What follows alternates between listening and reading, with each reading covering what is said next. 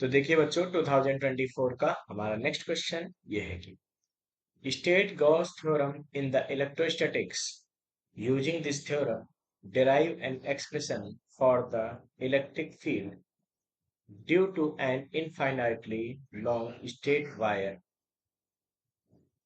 of linear charge density lambda। Okay, तो देखिए बच्चों इसमें हमसे क्या कहा जा रहा है। सबसे पहले हमसे कहा जा रहा है state Gauss theorem in electricity. तो बच्चों आपको पता होना चाहिए कि गॉस थ्योरम क्या होती है। बताइए भैया। ऐसा है कि गॉस थ्योरम ये बताती है कि किसी क्लोज सरफेस, ठीक है, जैसे कोई ये क्लोज सरफेस है।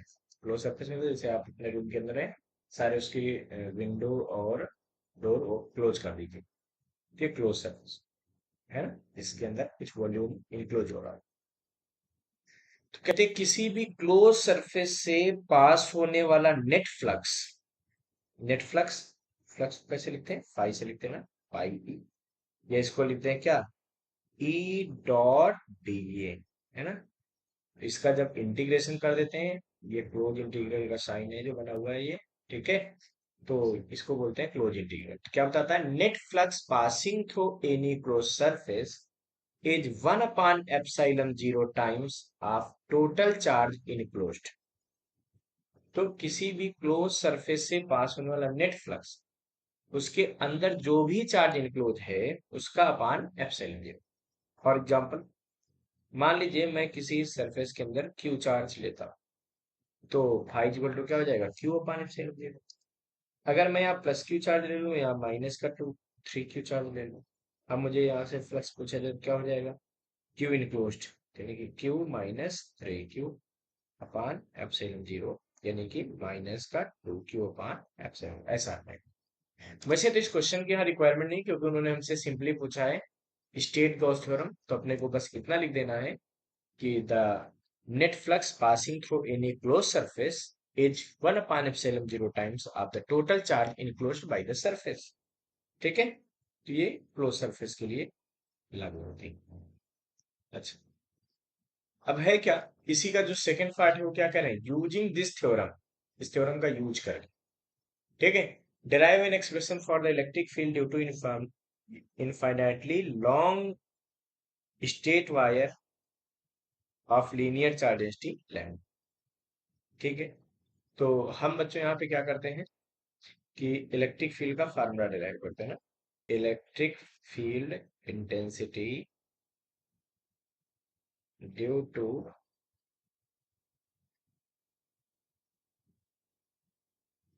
Charged wire of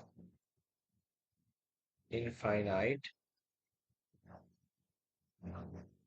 length. ठीक, अब हम चर्चा करते हैं कुछ। मान लेते हैं इनफिनाइट लेंथ का एक वायर है जिसपे हमने एक चार्ज दे दिया है क्यू, पता नहीं कितना चार्ज दिया, खैर ये तो एग्जैक्ट नहीं पता, बट इसकी जो लीनियर चार्ज डेंसिटी वो अपने को दे दिया है, कितना दे दिया है, लैम्डा। तो इसकी लीनियर चार्ज डेंसिटी क्या है, लैम्डा। अब बच्चों लीनियर चार्ज डेंसिटी का मतलब आपको पता है, लैम्डा का मतलब पता है, इसका मतलब होता है charge per unit length.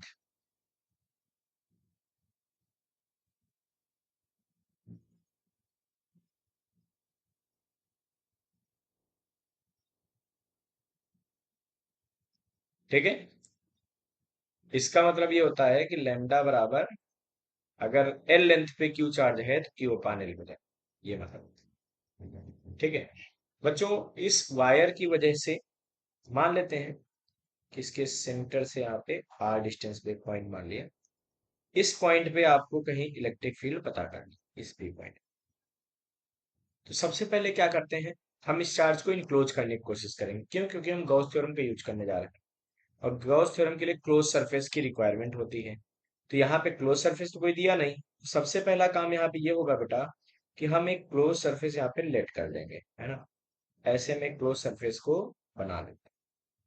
Close surface को बनाते समय बस इतना ध्यान रखा जाता है कि उस सरफेस पर हर जगह इलेक्ट्रिक फील्ड की वैल्यू सेम होनी चाहिए, यानी कि उसके सरफेस पे हर जगह इलेक्ट्रिक फील्ड का जो मैग्नीट्यूड है उसकी वैल्यू सेम, जैसे ये सिलेंड्रिकल मान है।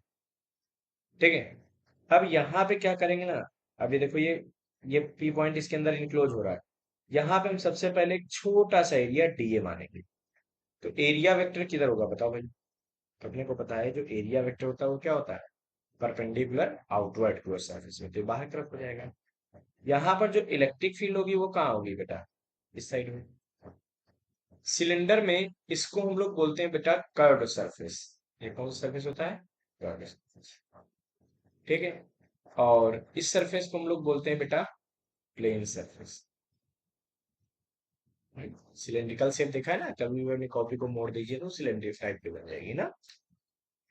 अच्छा, तो अब देखो बेटा, प्लेन सरफेस पे अगर आप कहीं भी बात करेंगे, ठीक है, तो प्लेन सरफेस पे अगर आप कहीं भी सोचते हैं, जैसे सपोज करो ये नीचे वाले प्लेन सरफेस सोच रहे हैं आप, तो इसका एरिया वेक्टर किधर होगा, आउटवर्ड, बाहर की तरफ इधर होगा। यहाँ पे जो इलेक्ट्रिक फील्ड किधर होगी, प्लस की वजह से इलेक्ट्रिक फील्ड तो आउटवर्ड ही होती, तो वो तो इधर होगी। तो यहाँ पे ई और डीए के बीच कितना एंगल होगा, 90 डिग्री। तो फाई जो प्लेन सरफेस पे होता है वो हो जाता है ई डैश डॉट डीए। और चूंकि ई और डीए दोनों 90 डिग्री पे हैं, तो प्लेन सरफेस का जो फ्लक्स होता है वो क्या हो जाता है, जीरो। ये ध्यान रखेंगे कि प्लेन सरफेस पे जो इलेक्ट्रिक फ्लक्स होता है वो क्या होता है, जीरो होता है। इसका मतलब ना तो यहां से कोई फ्लक्स पास होगा और ना तो यहां से कोई फ्लक्स पास होगा, ये प्लेन सरफेस से कोई फ्लक्स नहीं। इसका मतलब नेट फ्लक्स कहां से जाएगा, वो केवल किससे जाएगा, इस वाले कर्व्ड सरफेस से जाएगा। कौन सरफेस से जाएगा बेटा, वो कर्व्ड सरफेस से जाएगा। बहुत बढ़िया, तो अब हम कर्व्ड सरफेस पे सोचेंगे। तो यहां पर लिखेंगे क्या, electric flux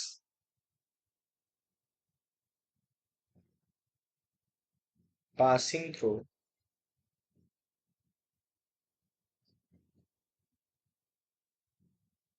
DA area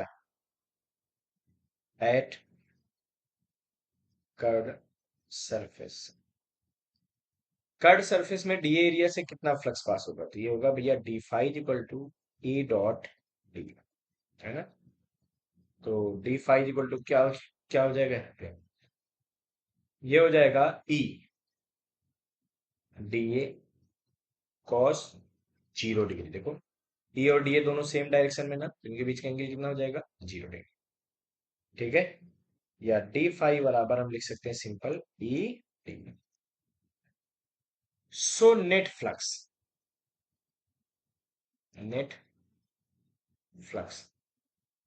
passing through, अब इस चार्ज को इनक्लोज करने के लिए जो सरफेस बनाया गया ना इमेजिनरी, इस सरफेस को बेटा बोलते हैं गॉसियन सरफेस, ध्यान रखना। क्या बोलते हैं, गॉसियन सरफेस, ये इमेजिनरी सरफेस। अच्छा, गॉसियन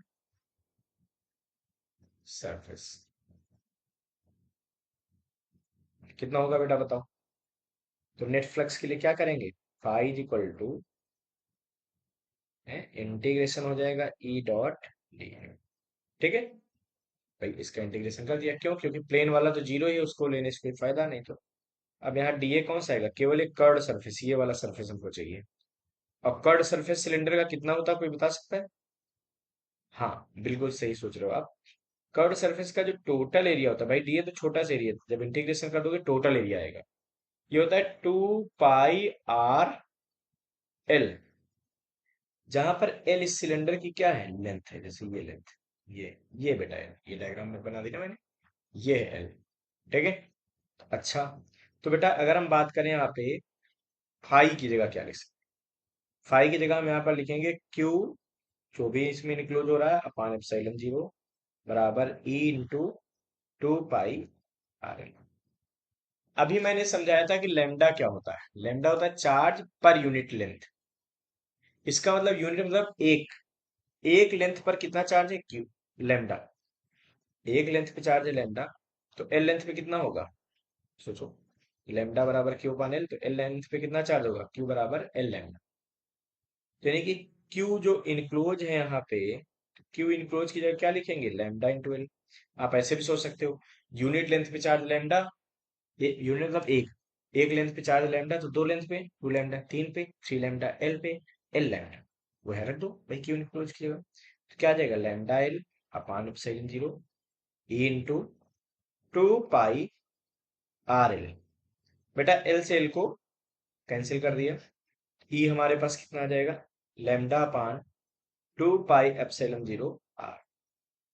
तो इलेक्ट्रिक फील्ड कितनी आ जाएगी, two pi epsilon lambda upon two pi epsilon zero are.